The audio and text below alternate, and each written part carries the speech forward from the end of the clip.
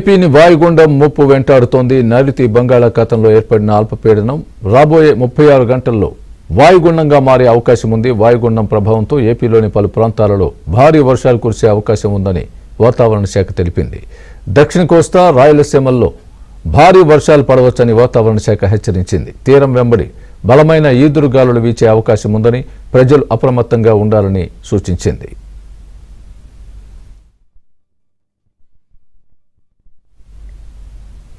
ఇదే అంశానికి సంబంధించి పూర్తి అప్డేట్ మా ప్రతినిధి నాయుడు చెప్తారు. నాయుడు, చెప్పండి, ఏంటి అల్పపీడన ప్రభావం ఏ విధంగా ఉండబోతోంది? వాయుగుండంగా మారే అవకాశాలు ఏ మేరకు ఉన్నాయి? పూర్తి అప్డేట్ ఇవ్వండి. స్వామి, నైరుతి బంగాళాఖాతంలో ఏర్పడినటువంటి నిన్నవరకు ఉన్నటువంటి ఉపరితల ఆవర్తనం కాస్త ఈరోజు అల్పపీడనంగా మారింది. అది రాబోయే 24 గంటల్లో వాయుగుండంగా మారేటువంటి అవకాశం ఉంది. ఇది పశ్చిమ వాయువ్య దిశగా పయనించేటువంటి అవకాశం ఉందని వాతావరణ నిపుణులు అంచనా వేస్తున్న పరిస్థితి.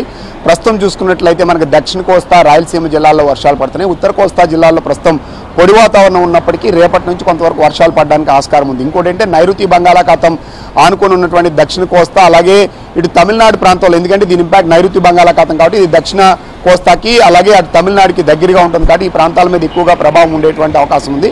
సో ఇది క్రాస్ అయిన తర్వాత ప్రస్తుతం పుదుచ్చేరి మీదుగా పశ్చిమ వాయువు దిశగా పయనించి అటు తమిళనాడు అలాగే దక్షిణ కోస్తా ప్రాంతంలోనే ఇది వాయుగుండంగా తీరం దాటేటువంటి అవకాశం ఉంది.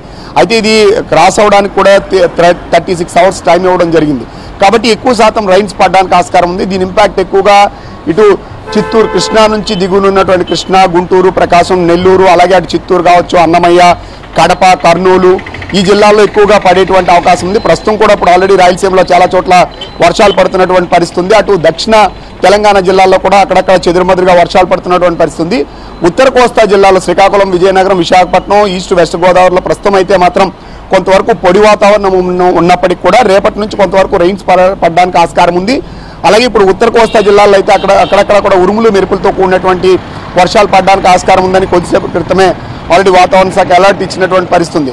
సో ప్రస్తుతం ఏదైతే ఆ ఈశాన్య ఋతుపవనాలు ప్రభావం వలన ఇది కొంతవరకు ఉంటుంది. ఎందుకంటే మొన్నటి వరకు ఉన్నటువంటి నైరుతి ఋతుపవనాలు పూర్తిగా విత్డ్రా రావడం, ఈశాన్య ఋతుపవనాలు ఎప్పుడైతే ఆన్సెట్ అయ్యో దీని ప్రభావం ఎక్కువగా శాతం ఏంటంటే తమిళనాడు పైన ఉంటుంది. అలాగే తమిళనాడును ఆడుకున్నటువంటి దక్షిణ కోస్తా నెల్లూరు కావచ్చు, చిత్తూరు కావచ్చు, ప్రకాశం ఈ జిల్లాల మీద ఉంటుంది. రాయలసీమలకు కూడా ఈ సీజన్లోనే ఎక్కువ రైన్స్ పడడానికి ఆస్కారం ఉంటుంది. మరోవైపు ఎప్పుడైనా తీరాన్ని ఆనుకుని అల్పపీడనాలు ఏర్పడినప్పుడు అవి స్థిరంగా కొనసాగినప్పుడు రెయిన్ యాక్టివిటీ అనేది ఎక్కువగా ఉంటుంది. అది ఫర్దర్గా అంటే సైక్లోన్గా మారినప్పుడు తక్కువ రైన్స్ ఉంటాయి, కానీ ఎప్పుడైనా వాయుగుండం స్థాయికి వచ్చినప్పుడు మాత్రం కంటిన్యూటీ ఆఫ్ రెయిన్ ఎక్కువ రోజులు పడడానికి ఆస్కారం ఉంటుంది. ఇది ఖచ్చితంగా ఇప్పుడు ఏవైతే ఇంతవరకు నిండి ఉన్నటువంటి వాగులు, వంకలు కానీ పొంగిపడడానికి వీటికి కూడా ఆస్కారం ఉంటుంది.